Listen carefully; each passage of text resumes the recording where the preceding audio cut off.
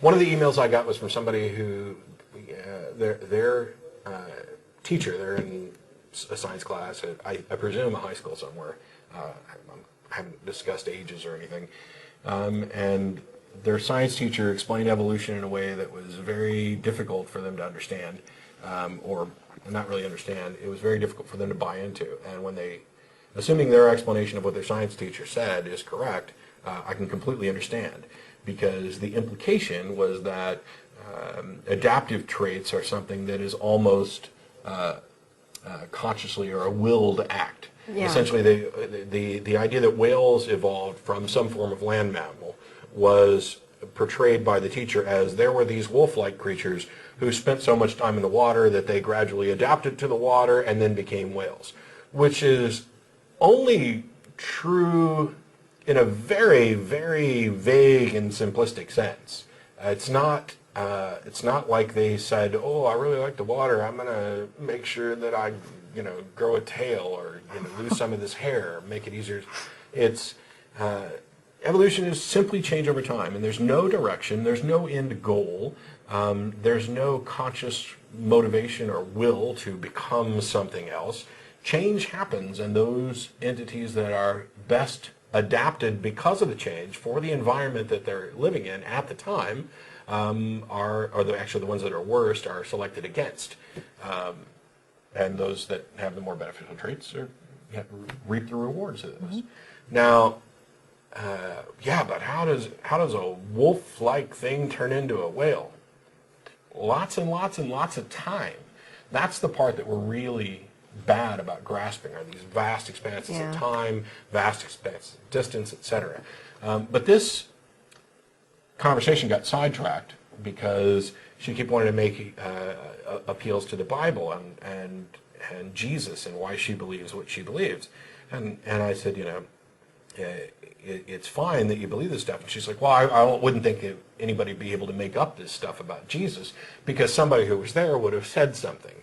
And I said, well, you do realize that there are no confirmed eyewitness accounts, she was only referring to the Gospels. Yeah. A lot of including Christian scholars, think that John may have actually been John the Apostle, and so was therefore possibly an eyewitness.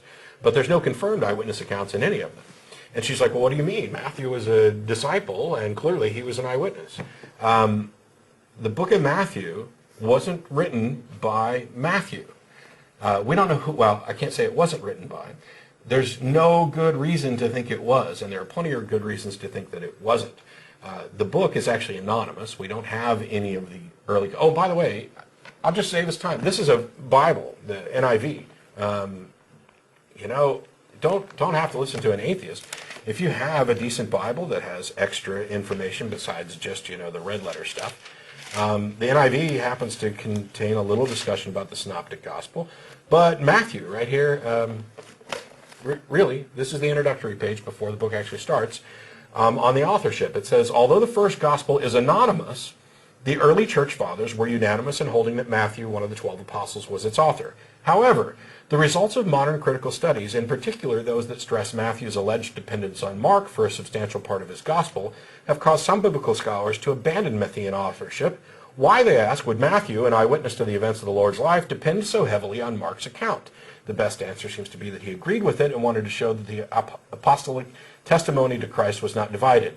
I happen to disagree with what they think the best explanation is.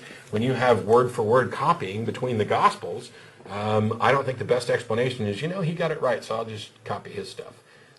I think that when you have a bunch of anonymous books that are written decades, if not further, from the events that they purport to describe, that you are on incredibly shaky ground to say, well, Jesus said this.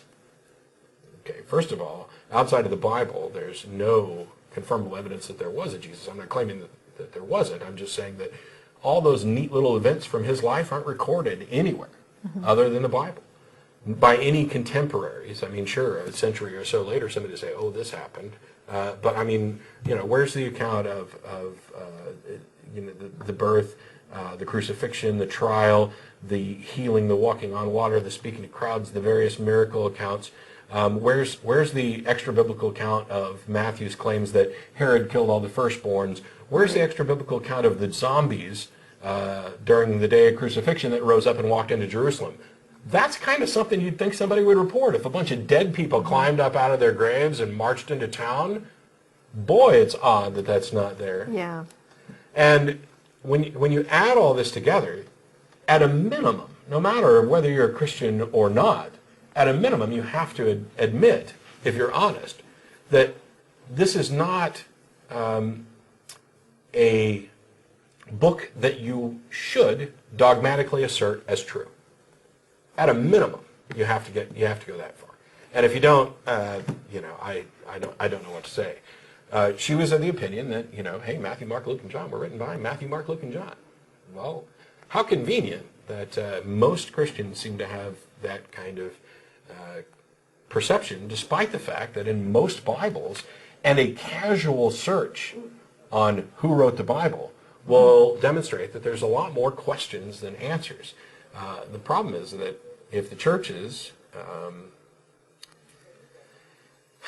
made this common knowledge, it's not like they're going out of their way to hide it. The information's there. But if they stood up on Sunday morning and said, now we are not sure who wrote the Gospel of Matthew, but we're assuming that it might have been the Apostle Matthew because of its particular Jewish slant, and here's a potential eyewitness.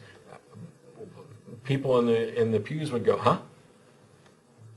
And that's I think one of the problems that we end up facing. I'm not going to go into details on arguments for Jesus' historicity or anything else. All I'm saying is that if you come from this point of view that this book is the infallible or nearly infallible, God-breathed scripture of a higher power, and that you have a good rational justification for this, that there's evidence to support the reliability of what's in here, you're simply wrong. It's fine for you to accept it, and it's fine for you to accept it on faith if that's what you're comfortable with. But to assert that you have a rational justification for this is simply false.